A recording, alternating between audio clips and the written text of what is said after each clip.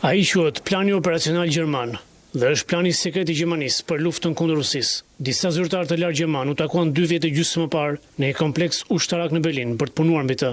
Pushtimi i Ukrainës në vitin 2022 i dha fund dekadave të stabilitetit në Evropë, duke nxitur një forcim ushtarak në kohë. Siç e tha kancelari Friedrich Merz, kërcënimet janë reale dhe ndërsa nuk jemi në luftë, nuk jetojmë më në kopaqe.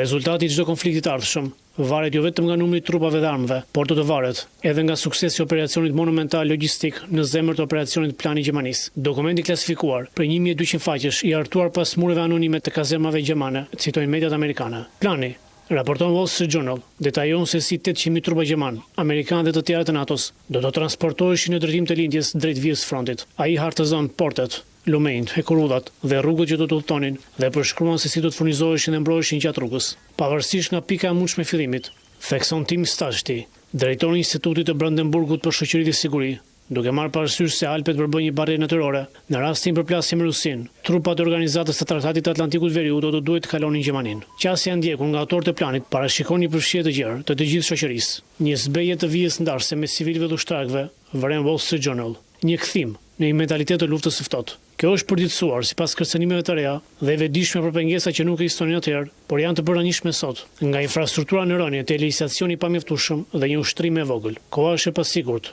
Zyrtarët gjermanë thanë së fundmi se e konsiderojnë Rusinë të gatshme të sulmojë NATO-n në vitin 2029, por një sër incidentësh spionazhi, aktesh sabotimi dhe ndërhyrjesh në hapësinë ajrore të Evropës, shumë prej të cilave agjencitë perëndimore të inteligjencës ja kanë atribuar Moskës, sugjerojnë se ajo mund të jetë duke u përgatitur më shpejt.